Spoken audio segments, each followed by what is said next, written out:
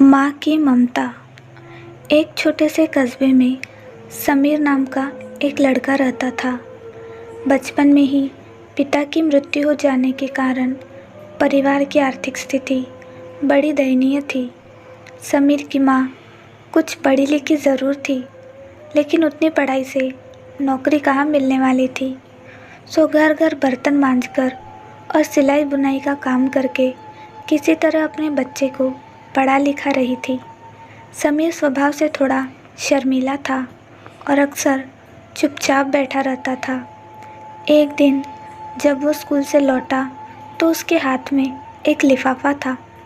उसने माँ को लिफाफा पकड़ाते हुए कहा, माँ, मास्टर साहब ने तुम्हारे लिए ये चिट्ठी भेजी है, ज़रा देखो तो इसमें क्या लिखा है।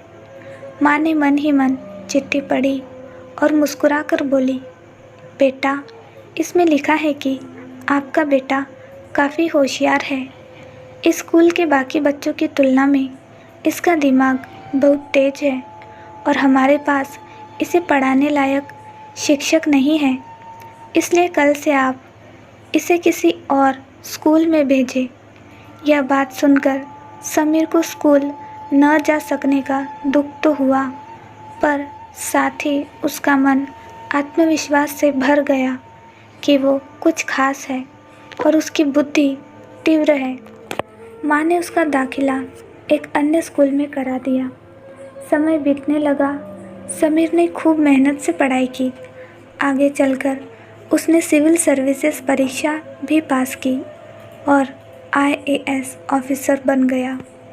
समीर की माँ अब बूढ़ी हो चुकी थी और कई दिनों से बीमार भी चल रही थी और एक दिन अचानक उनकी मृत्यु हो गई। समीर के लिए यह बहुत बड़ा आघात था। वह बिलख बिलख कर रो पड़ा।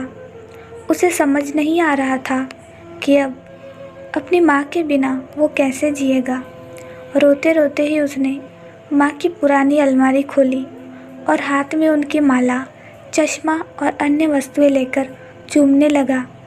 उस अलमारी में समीर के पुराने खिलौने और बचपन के कपड़े तक संभाल कर रखे हुए थे। समीर एक एक कर सारी चीज़ें निकालने लगा और तभी उसकी नज़र एक पुरानी चिट्ठी पर पड़ी।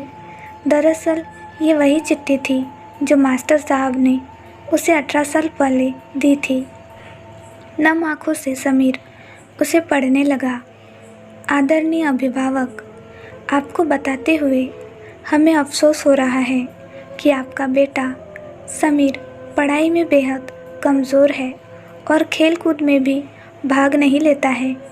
जान पड़ता है कि उम्र के हिसाब से समीर की बुद्धि विकसित नहीं हो पाई है, अतः हम इसे अपने विद्यालय में पढ़ाने में असमर्थ है।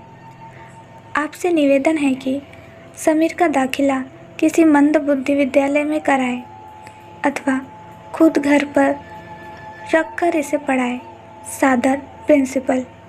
समीर जानता था कि भले अब उसकी माँ इस दुनिया में नहीं रही, पर वो जहाँ भी रहे उनकी ममता, उनका आशीर्वाद सदा उस पर बना रहेगा। दोस्तों, रुडयार्ड किपलिंग ने कहा है, God could not be anywhere and therefore he made mother's.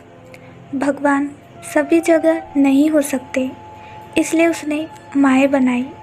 माँ से बढ़कर त्याग और तपस्या की मूरत भला और कौन हो सकता है। हम पढ़ लिख ले, बड़े होकर कुछ बन जाए, इसके लिए वो चुपचाप ना जाने कितनी कुर्बानियाँ देती है। अपनी ज़रूरतें मारकर हमारे शौक़ पूरा करती है। यहाँ तक कि संतान बुरा व्यवहार करे तो भी माँ उसका भला ही सोचती है। सचमुच माँ जैसा कोई नहीं हो सकता। दोस्तों, कहानी कैसी लगी हमें ज़रूर बताएं। चैनल पर नए हैं तो लाइक, शेयर, सब्सक्राइब ज़रूर करें। धन्यवाद।